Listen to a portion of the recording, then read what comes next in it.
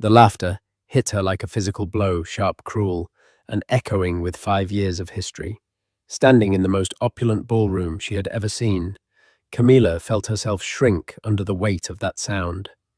It was her ex-husband Carlos, his arm draped around a stunning woman in diamonds, laughing as he introduced Camila as a quaint relic from his past.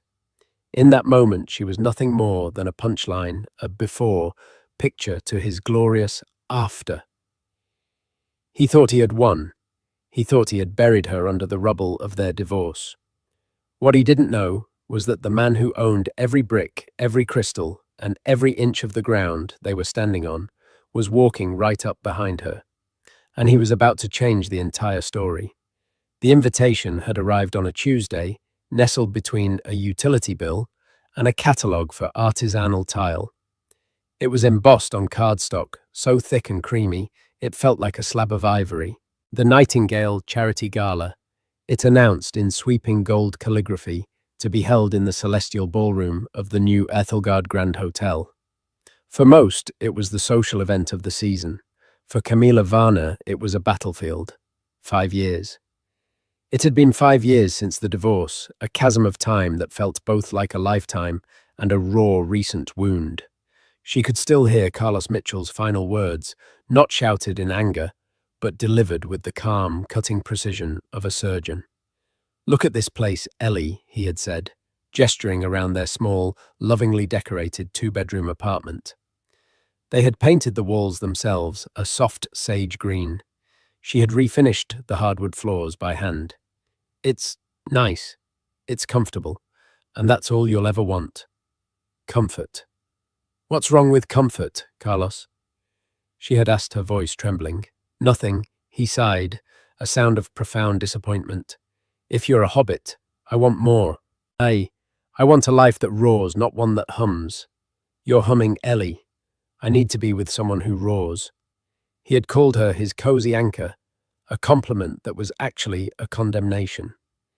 He said her lack of ambition was dragging him down, that her contentment was a cage he had to escape. He was a junior associate at a finance firm then, with eyes full of skyscrapers and a heart full of disdain for their simple life.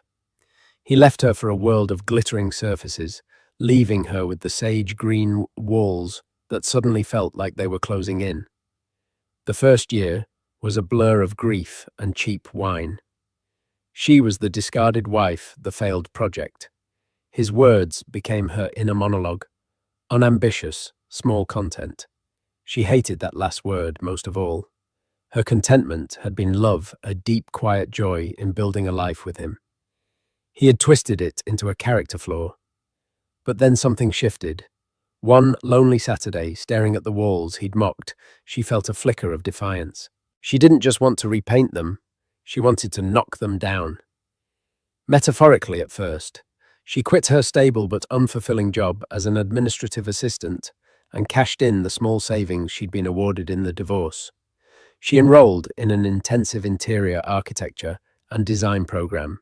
It was brutal. She was older than most of her classmates, running on caffeine and pure spite. While they partied, she studied blueprints. While they networked, she learned about load-bearing walls and the tensile strength of steel. The ghost of Carlos's ambition haunted her, but now it propelled her. She wasn't just humming anymore. She was learning to conduct an orchestra of light, space, and form.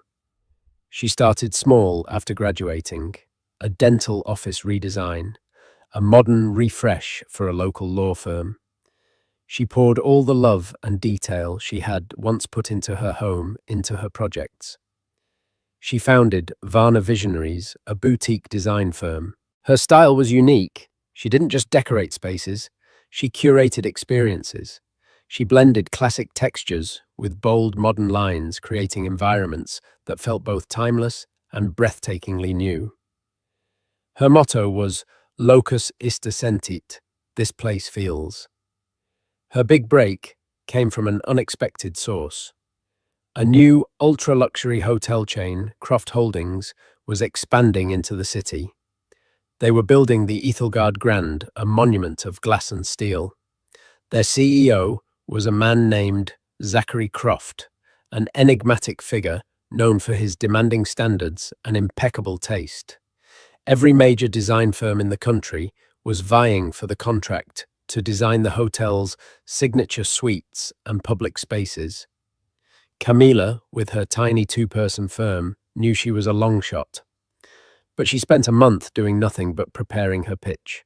She didn't just present mood boards, she presented a philosophy. She spoke of how the lobby should feel like a deep breath, how the bar should encourage clandestine whispers, and how the guest rooms should be sanctuaries from the city's relentless energy. She didn't talk about furniture, she talked about feelings. She got the job. The project had consumed her for 2 years. It was the most challenging, exhilarating, and exhausting work of her life. She worked directly with Zachary Croft, a man who was the polar opposite of Carlos. Where Carlos was loud, Zachary was quiet. Where Carlos demanded attention, Zachary commanded respect through his quiet intelligence and piercing insight. He was demanding, yes, but he saw her vision, and instead of trying to change it, gave her the resources to fully realize it. There was a mutual professional respect that felt more validating than any praise she had ever received. Now, the Ethelgard Grand was complete. The Nightingale Gala was its grand unveiling, and Camila had to be there. It was the culmination of her life's work, a testament to the woman she had become. It was also, she knew, with a knot in her stomach, exactly the kind of event Carlos would attend. He had climbed the ladder just as he'd planned. He was now a vice president at the same firm, a regular in the city's society pages. He had his roaring life. Her best friend and lead drafter Chloe was zipping up the back of her dress. It was a deep emerald silk that shimmered under the light, elegant and understated. It wasn't flashy, it was just her. "You look like you own the place," Chloe said, adjusting a strap on Camila's shoulder. Camila gave a weak smile in the mirror. "I just designed some of the rooms. Let's not get ahead of ourselves." Details. You're nervous about seeing him, aren't you?" Camila didn't have to ask who he was. "I'm not nervous. I'm prepared. He's a part of my past. Tonight is about my future." But as she clipped on a pair of diamond and emerald earrings, a gift to herself purchased with the first major installment of the Ethelgard payment, she couldn't quiet the whisper of insecurity. Would he look at her and see the woman who had built this new life? Or would he only see the cozy anchor he'd so carelessly cast off? She took a deep breath, the scent of her perfume, a sophisticated blend of sandalwood and jasmine, filling the air. It was time to find out. The celestial ballroom was designed to steal your breath, and it succeeded. Camila had agonized over every detail, and seeing it come to life was a dizzying thrill. The ceiling was a vast midnight blue dome embedded with thousands of fiber optic lights that twinkled like a clear winter sky. Towering arched windows overlooked the glittering cityscape. Crystal chandeliers shaped like weeping willows dripped light onto the sea of guests dressed in their finest. The air hummed with the clinking of glasses, the low thrum of a string quartet, and the murmur of 100 conversations about money, power, and art. For a moment, Camilla felt a surge of pure, unadulterated pride. I did this. She had helped create this pocket of magic in the middle of the city. She saw Zachary Croft across the room, a pillar of calm in the swirling social eddy, speaking with the mayor. He caught her eye and gave a subtle, appreciative nod. It was enough. It grounded her. She accepted a glass of champagne from a passing waiter and began to navigate the room. She was here to work, in a sense, to network, to finally put a face to Varna visionaries for the city's elite. Several people, mostly architects and patrons of the arts, who had followed the Ethelgard's construction, approached her. They complimented the space, the daring use of textured velvet against raw marble, the intimate lighting. With each conversation, her confidence grew. She wasn't an ex-wife tonight. She was an artist, a professional in her element. The ghost of Carlos Mitchell began to feel distant, a faded photograph from another life. And then she saw him. He was holding court near the grand fireplace, a masterpiece of carved black marble she'd designed to be the room's anchor. Carlos hadn't just climbed the ladder, he'd vaulted up it. He wore a custom-tailored tuxedo that probably cost more than their first car.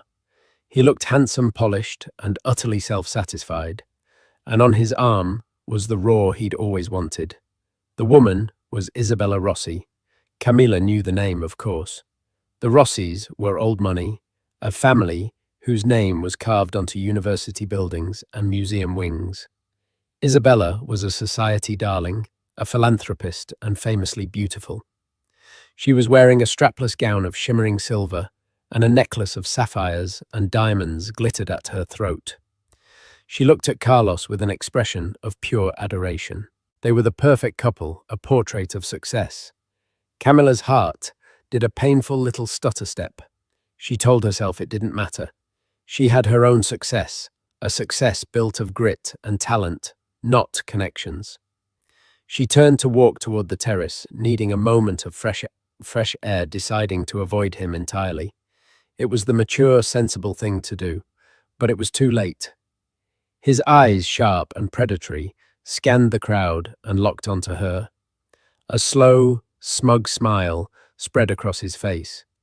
He excused himself from his circle and, with Isabella in tow, began walking directly toward her. There was no escape. Camilla froze, her champagne flute feeling suddenly heavy in her hand. Her carefully constructed confidence began to crumble. She straightened her spine, a silent command to herself. Do not let him see you flinch.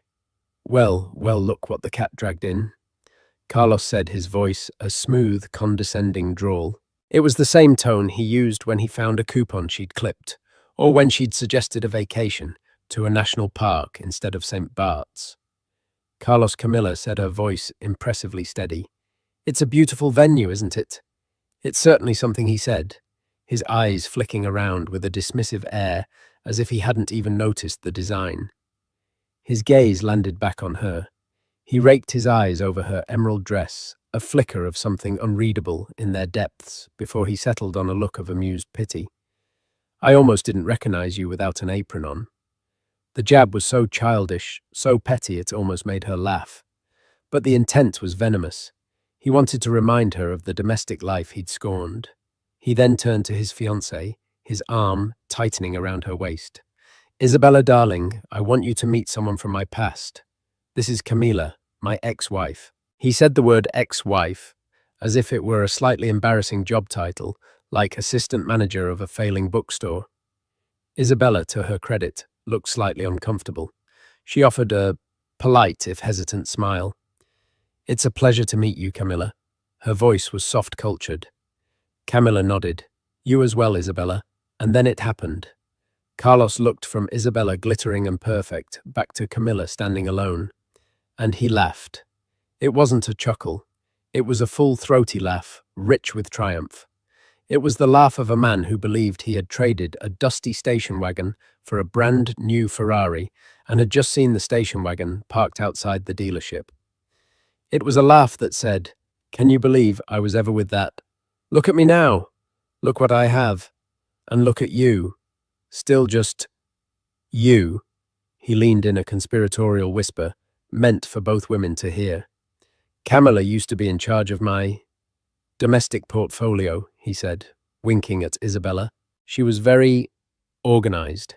He was reducing her entire being, their entire history, into a dismissive, patronizing joke for the benefit of his new, upgraded partner. The sound of his laughter echoed in the vast, beautiful room she had created. It ricocheted off the marble and crystal, each echo a fresh stab of humiliation. Every insecurity he had ever planted in her mind bloomed at once. Small, content, unambitious, a cozy anchor. In that moment, surrounded by the greatest achievement of her professional life, she had never felt smaller. Her room suddenly felt alien and hostile. Her face burned, and she could feel the sting of tears threatening behind her eyes. She gripped her champagne flute so tightly, she was surprised it didn't shatter. She was a ghost at the feast of his success, and he was laughing at her. Humiliation is a uniquely cold fire. It burns away your composure, leaving you exposed and shivering. Camilla felt the eyes of the people nearby, the ones who had heard Carlos's booming laugh and saw the pity and awkward curiosity on their faces. She had to get away. "If you'll excuse me," she said, her voice a tight, thin wire. She didn't wait for a response. She turned on her heel and walked, not ran toward the doors leading to the Juliet balcony, a small, private space she'd designed for precisely this reason, for a moment of quiet escape. The cool night air was a relief against her hot cheeks. Below the city was a tapestry of light, indifferent and beautiful. She rested her hands on the cold stone balustrade, took a shaky breath, and willed the tears not to fall. Crying was a victory for him. He had wanted a reaction, and she had barely managed to withhold it. She hated him for it. She hated him for being able to walk back into her life for 30 seconds and dismantle the confidence she had spent 5 years building. The emerald dress felt like a costume. The ballroom, her triumph, felt like his stage. He had defined her once again, and the definition was less than. "The view from here is my favorite." The voice was calm and low, startling her.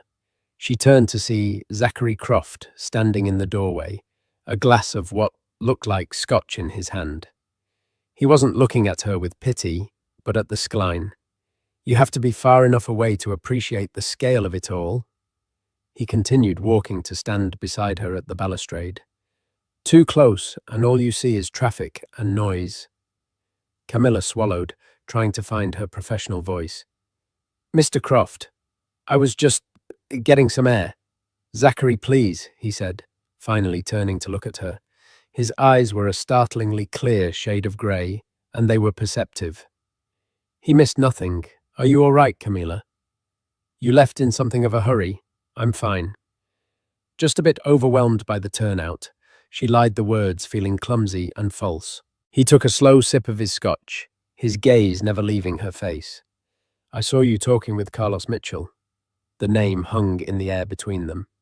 Of course, Zachary knew who Carlos was. In their world of high finance and corporate maneuvering, everyone knew everyone. Camilla just nodded, looking back out at the city. She couldn't bring herself to explain the humiliation, to give voice to how small Carlos had made her feel. "He was my ex-husband," she said quietly, the admission feeling like a confession of failure. Zachary was silent for a moment. She braced herself for the inevitable platitude, the "I'm sorry to hear that," or the awkward change of subject. Instead, he said, "His loss, then." It was so simple, so direct, that it caught her off guard. She looked at him, and for the first time she saw something beyond the powerful CEO. She saw a kindness in his eyes, a genuine empathy that was entirely at odds with the cutthroat world he dominated. "He has a way of," she trailed off, unable to find the right words, "diminishing people." Zachary supplied his voice, laced with a subtle distaste, to make himself appear brighter. "It's the oldest trick in the book for men with new money and old insecurities. I've seen him do it in boardrooms. I can only imagine how it feels when it's personal." The understanding was so complete, so instantaneous, that the tightness in Camilla's chest eased. He saw it. He saw Carlos for exactly what he was, an insecure man playing a part. He didn't see her as the pathetic ex-wife. He saw her as the target of a petty bully. "I suppose I just wasn't expecting it," she admitted, her voice stronger now. "To feel so broadsided. In a room I helped create." "This isn't just a room you helped create, Camilla," Zachary said, his tone shifting from gentle to firm. He gestured back toward the ballroom. "This is your vision. I am merely the man who was smart enough to fund it. The soul of this place, the light, the feel, the very air people are breathing, that's all you. You are not a guest in this hotel. In many ways, you are its heart." His words were a balm on her wounded pride. He was reframing the narrative, not with pity, but with respect. He was handing her back her power. He finished his scotch and set the empty glass down on the balustrade. Carlos Mitchell enjoys an audience. He thrives on the perception of status. It occurs to me that his current audience has an incomplete picture of the situation. A slow, dangerous spark lit in his grey eyes. He introduced you. I take it Camilla gave a bitter little laugh. As his ex-wife, the former head of his domestic portfolio, Zachary's expression hardened almost imperceptibly. I see. Well, that's an introduction that requires a correction. He straightened his tie and offered her his arm. His smile was gone, replaced by a look of cool, unassailable authority. Allow me to reintroduce you, Camilla, the right way. Walking back into the ballroom on Zachary Croft's arm was a completely different experience. Before she had been navigating the room. Now, the room was navigating around them. Conversations paused. Heads turned. A path seemed to clear organically, the crowd parting like the Red Sea for Moses. Zachary didn't stride. He moved with an unhurried gravitational pull that drew all eyes. Camilla, her hand resting lightly on the fine wool of his tuxedo sleeve, felt her own posture change. Her back was straighter, her head held higher. The shame that had clung to her on the balcony evaporated, replaced by a bewildering sense of calm and anticipation. Carlos was exactly where they had left him, basking in the glow of the fireplace and the attention of a small but influential group. Camila recognized a city councilman, a prominent art critic, and the editor of a glossy lifestyle magazine. Carlos was in the middle of a story, gesturing grandly with a champagne flute, his laughter echoing again, though this time it sounded hollow to Camilla's ears. Isabella stood beside him, smiling, but her eyes kept darting around the room as if sensing a shift in the social atmosphere. Her eyes widened slightly when she saw Camilla returning, and they widened even more when she registered who was with her. Carlos's story faltered mid-sentence as he followed Isabella's gaze. His smile froze on his face. He saw Camilla, and then he saw the man she was with. A flicker of confusion crossed his features, then annoyance as if he couldn't comprehend why the CEO of Croft Holdings was escorting his quaint ex-wife around the party. Zachary didn't stop until they were standing directly in front of the group. The remaining chatter died down completely. The silence was absolute, punctuated only by the distant strains of the string quartet. Councilman Zachary began nodding to the politician. Ms. Albright, he acknowledged the editor. He was calm, courteous, his tone betraying nothing but pleasantness. He then looked directly at Carlos, a cool, neutral expression on his face. Mitchell, I hope you're enjoying the evening. Zachary Carlos managed recovering quickly, puffing out his chest. He clearly assumed Zachary was there to speak with him. Fantastic event. Truly spectacular. I was just telling Isabella the scale is just... Zachary cut him off, not rudely, but with an air of purpose that made Carlos's words simply evaporate. He turned his body slightly, a subtle shift that made Camilla the focal point of the conversation. I wanted to make a proper introduction, Zachary said, his voice carrying easily in the sudden quiet. Some of you may have met Ms. Varner, but I fear you may have been given an incomplete biography. Carlos's face tightened. He knew instinctively that this was not going his way. Zachary's gaze swept over the group, warm and inclusive, before landing on Camilla with profound respect. This is Camilla Varner, founder and lead designer of Varner Visionaries. He paused, letting the name sink in. When we began the Ethelgard project, we looked at proposals from the top 20 firms in the nation. Big names, huge teams. But one proposal stood out. It spoke not of luxury, but of feeling. Not of expense, but of experience. It was visionary. He looked around the magnificent room, a slow, deliberate gesture. Everything you see, from the specific hue of the dome above you, to the way the light catches the weave in the curtains, to the very layout that encourages both grand gatherings and intimate conversations, that was all born from the mind of this woman, right here.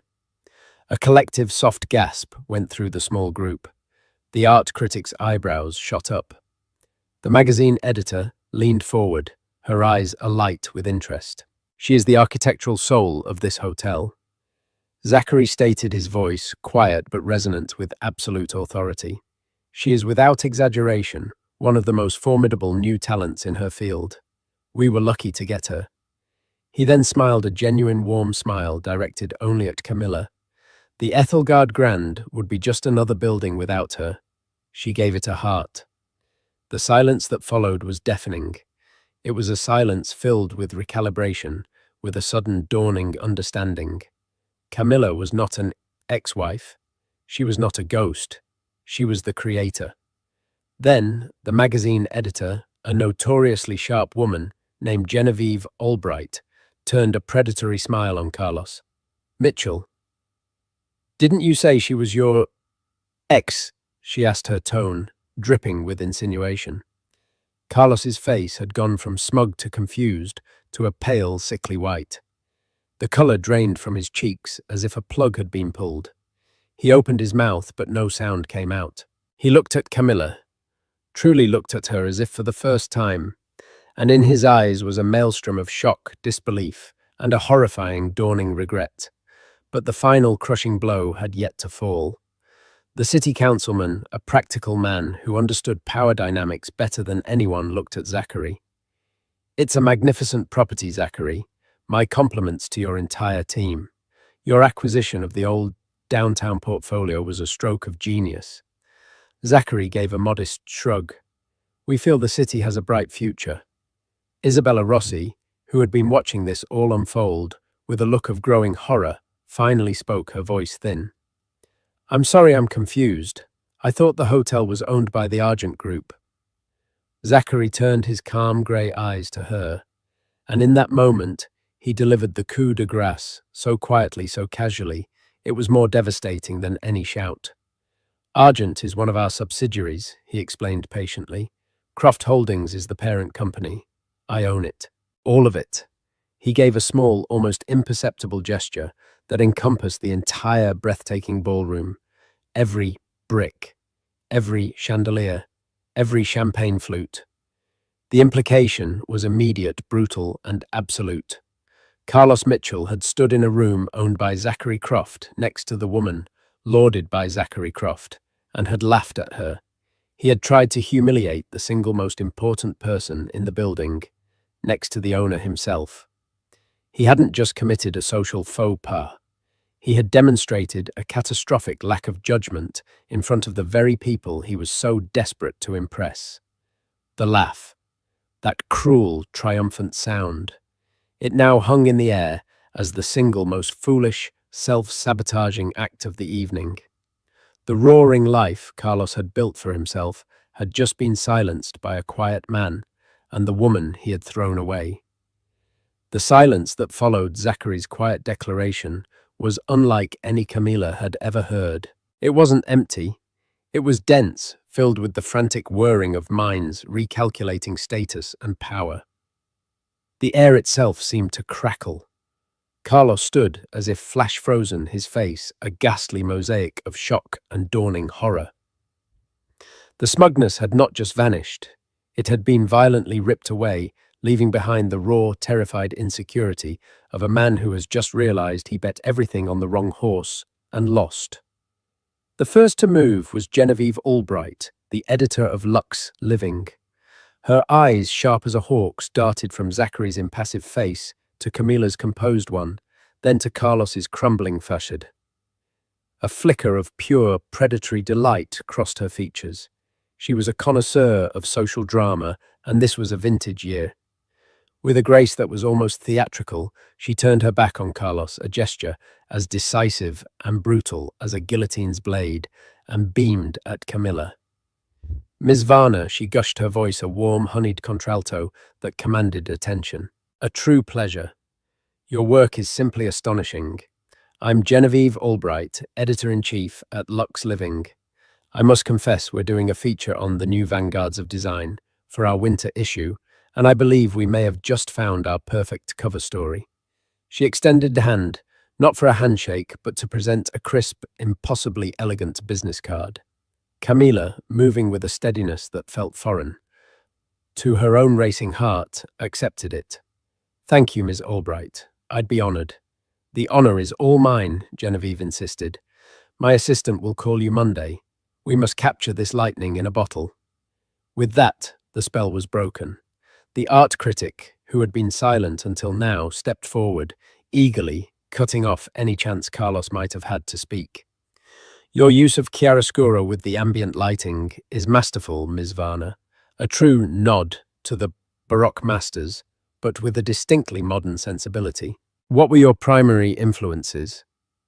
Suddenly, Camilla was no longer on the defensive. She was the focal point. The city councilman, the other investors, the curious onlookers, they formed a new circle. This one centered on her. They gravitated toward her, not with pity, but with a palpable electric respect. They saw her not as an appendage to a powerful man, but as a source of power herself. From within this new protective orbit, she could see the wreckage she'd left behind.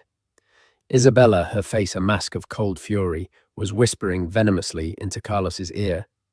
Camilla couldn't hear the words, but she could see their effect. Carlos flinched, his shoulders slumping in defeat. Isabella gave him one last look of pure contempt, a look that stripped him of any remaining dignity, then turned and strode away without a backward glance. Her shimmering silver dress was like a beacon of his failure as she disappeared into the unpitying crowd, leaving him utterly devastatingly alone by the grand fireplace he no longer commanded. He was a king deposed in his own throne room, which had just been revealed to belong to another. Zachary leaned in his voice, a low murmur, meant only for her. "I believe a change of scenery is in order. Would you care for a less eventful drink?" Camilla gave him a grateful, shaky smile. "I think I'd like that very much." He placed a hand lightly on the small of her back and guided her not toward the main bar, but through a discreet, unmarked door she knew intimately. She had designed this escape route herself. It led to the Croft Lounge, a private sanctuary reserved for Zachary and his personal guests. The moment the heavy oak door clicked shut, the noise of the gala vanished, replaced by a welcoming, peaceful hush. The lounge was her personal favorite space in the entire hotel.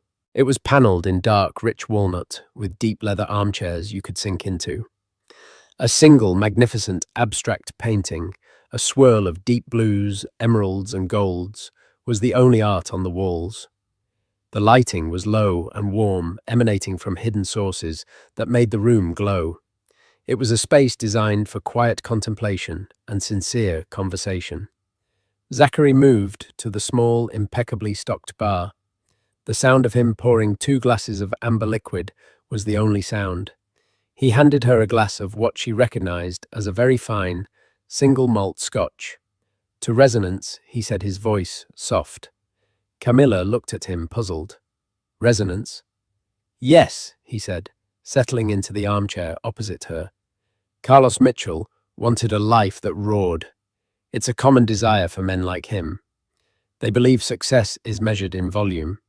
They need the loud car, the loud parties, the loud declarations of their own importance. But it's all just noise.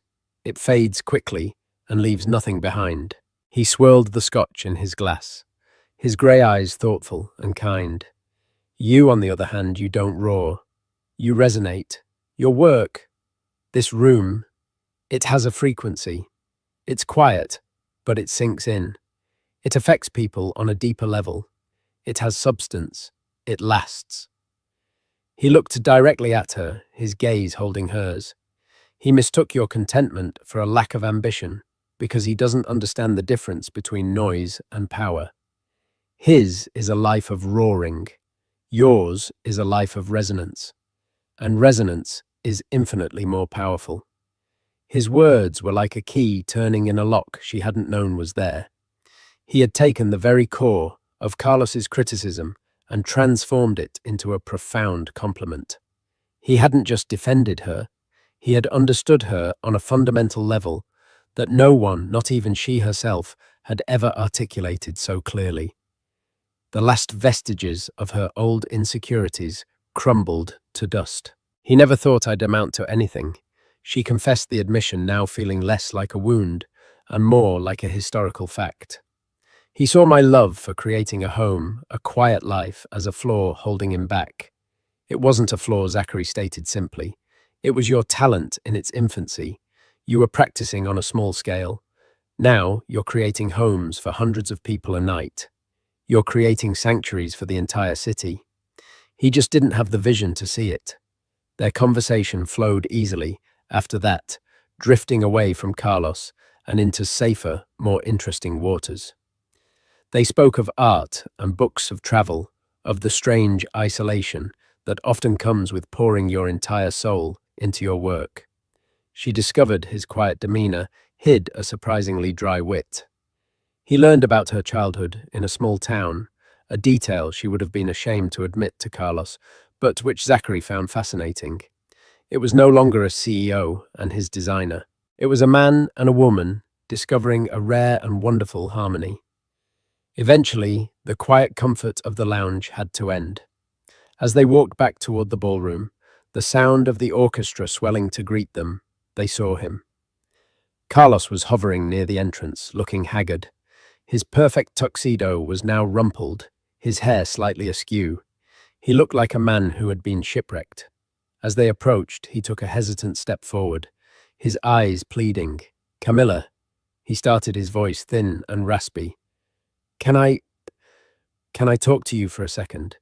Please, I had no idea." Camila stopped and looked at him. She looked at the man who had shaped her, broke her, and inadvertently launched her. And she felt nothing. Not anger, not pity, not even the faintest glimmer of triumphant satisfaction. It was like looking at a stranger you vaguely recognized from an old photograph. The emotional charge was gone. He had no more power over her. "I don't think we have anything left to talk about, Carlos," she said, her voice perfectly calm and clear. It was not a statement of anger, but of fact. Their story had concluded. The book was closed. She didn't wait for him to respond. She simply turned and walked past him, Zachary falling into step beside her. As they re-entered the heart of the ballroom, the orchestra began to play a slow, elegant waltz. The magnificent space spun around her, a galaxy of her own creation. Zachary turned to her, a genuine smile gracing his lips for the first time that evening. "May I have this dance, Miss Varner?" he asked, the formal title, now feeling like a playful, intimate secret between them. "You may, Mr. Croft," she replied, her own smile feeling bright and completely unburdened. He led her onto the marble dance floor. As he took her in his arms, she felt a profound sense of peace settle deep in her bones. The victory wasn't in Carlos's public ruin. The victory wasn't in the business cards now tucked in her clutch.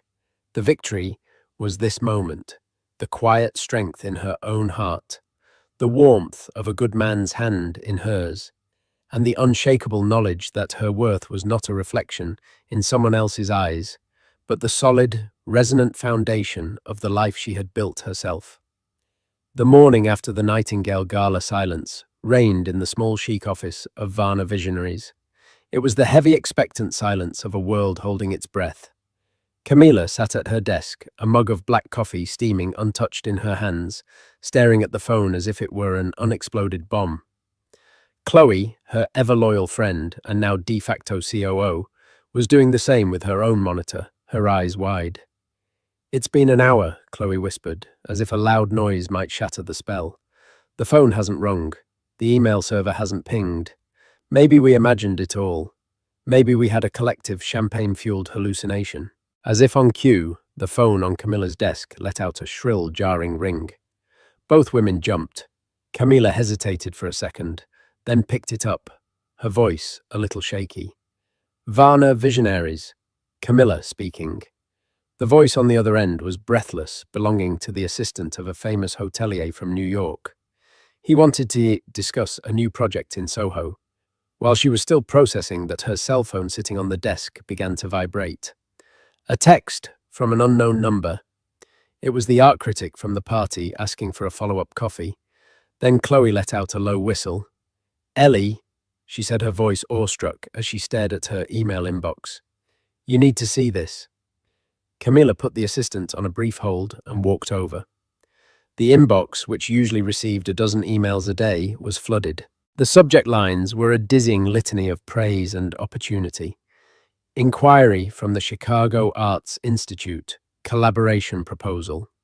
West Coast Realty Group interview request. Forbes magazine, and most prominently, an email with the subject line cover story follow-up from Genevieve Albright at Lux Living. The dam had broken. The silence was replaced by a deluge. The next few weeks were a blur of fielding calls, drafting preliminary proposals, and navigating a level of attention Camilla had never imagined. Genevieve Albright's feature was the centerpiece of it all. The photo shoot didn't take place in a sterile studio, but in the Ethelgard itself. Genevieve insisted on it. She wanted Camilla in her natural element. The photographer had her stand on the Juliet balcony, where she'd sought refuge, the city lights twinkling behind her, like a conquered kingdom. He had her run a hand over the cool black marble of the fireplace, where Carlos had tried to humiliate her. It felt like reclaiming territory, planting her flag on the geography of her own past. During the interview, Genevieve, a woman with a reputation for merciless questions, was surprisingly gentle. "Forget the building for a moment, Ms. Varner," she said, her pen poised. "Tell me about the feeling you had when you first decided to start your own firm. What was the spark?" Camilla didn't speak of Carlos. She didn't need to. Instead, she spoke of the desire to create spaces that felt like a sanctuary of her belief that a room could be a form of therapy. She spoke of resilience. The article that resulted was a masterpiece of narrative journalism. It portrayed her not as a victim who got lucky, but as a quiet force of nature. It concluded with a line that Camilla would never forget. In a world full of loud voices, striving to be heard, Camilla Varner has reminded us that the most powerful statements are often made in the thoughtful arrangement of light, space, and silence. She doesn't build buildings, she builds feelings. And the feeling she has built for herself is undeniably one of triumph. The article, of course, made no mention of Carlos Mitchell. His name was simply absent, an omission so complete it felt like a surgical removal. He was an irrelevant footnote edited out of the story of her and news of his own story reached her in trickles. A former colleague mentioned his engagement to Isabella Rossi had been abruptly called off. The Rossi family, whose power was as old and solid as bedrock, had no use for a man who had demonstrated such a catastrophic lack of judgment. Then, Chloe saw a small item in a trade publication. Carlos Mitchell had been reassigned to lead new market expansion, a corporate euphemism for a transfer to a less prestigious office in a city far from the roaring center of finance he so craved. Camilla felt a brief phantom pang upon hearing the news, not of satisfaction, but of a distant, melancholy pity for the ambitious young man she had once loved, who had gotten so lost in his hunger for a certain kind of life that he'd forgotten how to be a good person. Then the feeling was gone, replaced by the pressing reality of her own burgeoning future. His fate was an echo from a room she no longer occupied. Her life was now defined by her work and by the quiet, steady presence of Zachary Croft. Their relationship unfolded away from the glittering galas and society pages. It was built in the small moments. One Saturday, he took her to a sprawling architectural salvage yard outside the city, a chaotic wonderland of old doors, stained glass windows, and forgotten mantels. As she ran her hand over a heavy oak newel post, its carvings worn smooth by a century of hands, he watched her, a soft smile on his face. "What do you see?" he asked. "A story," she answered without hesitation. "I see a family's home, the sound of children running up and down the stairs. I see potential.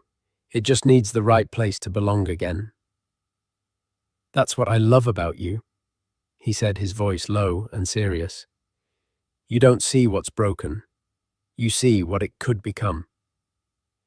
Another evening, he came to her apartment for dinner, the apartment Carlos had called a cozy anchor.